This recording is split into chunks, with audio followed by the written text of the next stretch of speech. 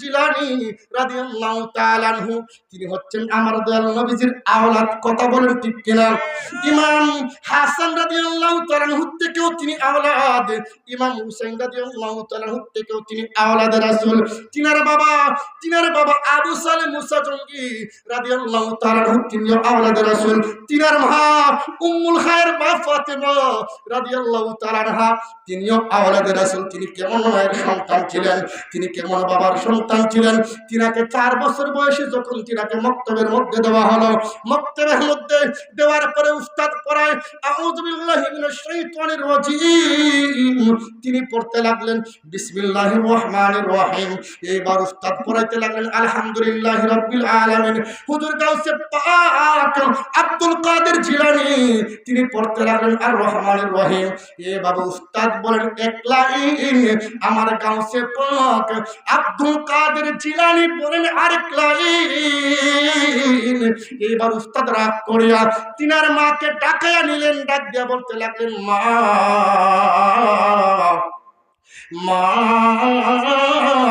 আপনি আপনার সন্তান তো কোরআন শরীফ তিলাওয়াত করতে পারে, আপনার সন্তানকে কি জন্য মক্তবের মধ্যে দিয়েছেন গো মা?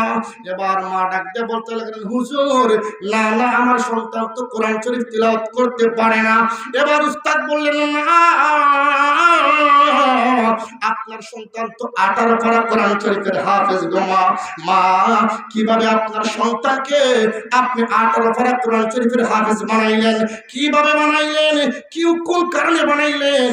কোন সিস্টেমে বানাইলেন? আমি আপনাকে কয়েকটা প্রশ্ন করব গো মা, সেই প্রশ্নের উত্তর দিও। এইবার উস্তাদ ডাক দিয়ে বলেন মা আপনার সন্তান যখন পেটে ছিল গো মা আপনার সন্তান পেটে থাকা অবস্থায় আপনি কি করেছেন? এইবার উম্মুল খায়ের মা ফাতেমা রাদিয়াল্লাহু তাআলা আনহা ডাক দিয়ে বলেন উস্তাদ জি আমার সন্তান যখন আমার পেটের ভিতরে ছিল গো হুজুর, আমার সন্তান পেটের ভিতরে থাকা অবস্থায় আমি যখন রাত্রে শুইতে যাইতাম, রাত্রে শুইতে যাইয়া ডাইন দিকে কাইত কইরা আমি যখন শুইতাম আমি 9 পারা কোরআন শরীফের তেলাওয়াত করতাম। যখন আমি বাম দিকে কাইত ফিরাইতাম, বাম দিকে কাইত কইরা আমি 9 পারা কোরআন শরীফ বাকি 9 পারা কোরআন শরীফের তেলাওয়াত করতাম। কারণ আমি 18 পারা কোরআনের হাফেজ ছিলাম। আমার সন্তানকে পেটে নিয়ে আমি কাজ ওযু করিয়া বিভিন্ন কাজ করতাম আর কোরআন তেলাওয়াত করতাম। বিশেষ করে যখন আমার সন্তান দুনিয়ার জমিনের মধ্যে আগমন করার পরে আমার সন্তানকে যখন আমি দুধ খাওয়াইতাম, ডান দুধ যখন খাওয়াইতাম 9 পারা তেলাওয়াত করতাম গো হুজুর। বাম দুধ যখন আমি খাওয়াইতাম আমি পরের 9 পারা কোরআনের তেলাওয়াত করতাম। এইভাবে আমি 2টা বছর আমার সন্তানের আমি কাটাইয়া দিছি। এইবার উস্তাদ ডাক দিয়ে বলতে লাগলেন মা গো মা তুমি কেন গো মা 30 পারা কোরআনের তেলাওয়াত আব্দুল কাদেরকে পেটের মধ্যে নিয়ে করলা না? ও মা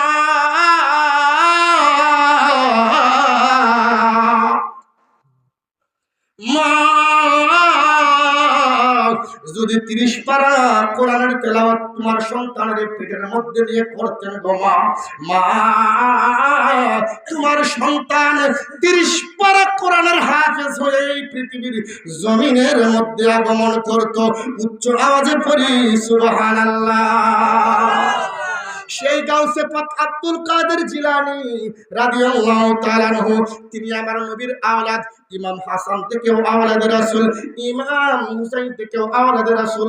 আল্লাহর ওলি পীরানে পীর দস্তগীর মাহবুবে সুবহানী কুতুবে রাব্বানী নূরে ইজদানী শাহ সুফি সৈয়দ মুহিউদ্দিন পীর মীর শেখ সৈয়দ সুলতান আব্দুল কাদের জিলানী রাদিয়াল্লাহু তাআলা আনহু তিনি আমার নবীজির রওজা মুবারক জিয়ারত করতে যাবেন। আমার নবীজিকে ডাক মারছে না আপনার সঙ্গে আমার রুহানি ভাবে হাজার বার সাক্ষাৎ হয়েছে না। আজকে আমি 550 হিজরিতে আমি সর্বপ্রথম আপনার কদম মোবারকে মদিনাতুল মুনাওয়ারায় হাজিরা দিয়ে দিয়েছি। নানা গো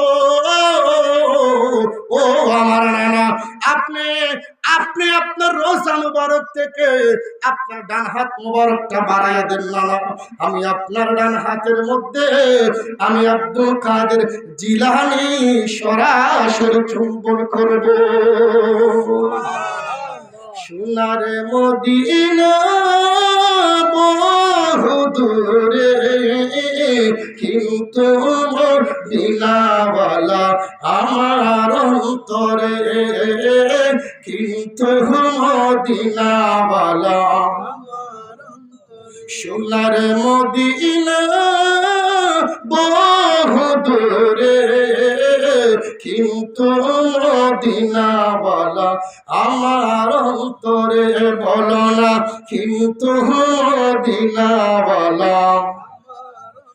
আমার মন কান্দিরে প্রাণ কান্দরে, ওই মদিনায় কবে যাব মন মানে না রে। বলো না ওই মদিনায় কবে যাব। রাসূল তুমি শোনো গো মোদের ফরিয়াদ, চুমু খেতে বাড়িয়ে দেন নূরানি হাত, চুমু খেতে বাড়িয়ে দেন নূরানি হাত। আমার অন্তর গহীনে মদিনায় আছে রে, মদিনা মদিনা বলে রে, মদিনা মদিনা বলে জিকির করে রে। আমার মন কান্দে রে প্রাণ কান্দে রে, ওই মদিনায় কবে যাব। এ বলুন ওই মদিনায় কবে যাব, বলুন ওই মদিনায় কেমনে যাব মনে মানে না রে। সোনার মদিনা বহু দূরে, কিন্তু মদিনাওয়ালা। বলুন কিন্তু মদিনাওয়ালা। বাবারা আমার, বন্ধুরা আমার, আল্লাহর ওলি গাউসে পাক আব্দুল কাদের জিলানী রাদিয়াল্লাহু তাআলা আনহু, তিনি যখন আমার নবীকে ডাক দিলেন, নবী গো আমি আপনার আওলাদ, আমি আপনার সন্তান গাউসুল আজম আব্দুল কাদের জিলানী, আমি আজকে আপনার রওজা মুবারকের কাছে চলে এসেছি আপনাকে সরাসরি দেখার জন্য। ইয়া রাসূলুল্লাহ, ইয়া হাবিবাল্লাহ, আমি শুনেছি আপনি জিন্দা নবী, আমি শুনেছি আপনি হায়াতুন নবী, আমি শুনেছি আপনি বাঁচানেওয়ালা নবী, তরানেওয়ালা নবী। নবী গো আপনি আমার দেখা দেন গো নবী, আর না হয় আপনার হাত মোবারকটা বাড়াইয়া দেন। নবী যে আমি আপনার হাতের মধ্যে চুম্বন করে আমি আমার কলিজাটাকে একটু ঠান্ডা করব, এমন সময় আমার মদিনাওয়ালা নবী, হায়াতুন নবী, জিন্দা নবী, আর হিজুলিয়া কান্দির মানুষ, ও পাহাড়িয়া কান্দির মানুষ, ও বাঞ্চারামপুরের মানুষ, ও কলাখান্দার মানুষ, শুনে নাও, শুনে নাও, শুনে নাও।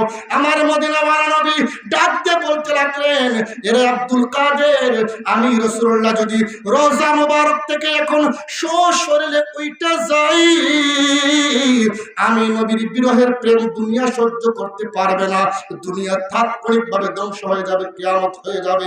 তার চেয়ে ভালো আমি আমার হাত মুবারকটা আমার রওজায়ে আতহারের ডান দিকে বাড়াইয়া দেই, তুমি আমার হাত মুবারকের মধ্যে চুম্বন করো। এইবার হুজুর গাউসে পাক আব্দুল কাদের জিলানী রাদিয়াল্লাহু তাআলা আনহু ডাক দিয়ে বলতে লাগলেন, জগৎবাসী, আমার মদিনাওয়ালা নবী, আমার নূরের নবী, আমার রহমতের নবী, আমার কামলিওয়ালা নবী, তিনি তিনার ডান হাত মুবারকটা রওজা মুবারক থেকে বাড়িয়ে দিয়েছেন। আমি গাউসে পাক আব্দুল কাদের জিলানী আমার দয়াল নবীজির হাত মুবারকের তালু মুবারকের মধ্যে গো আমি গাউসে পাক চুম্বন করেছি। মদিনাতুল মুনাওয়ারার মধ্যে হাজার হাজার মানুষ আমাকে আমার নবীর হাত মুবারক চুম্বন করার সময় দেখেছে।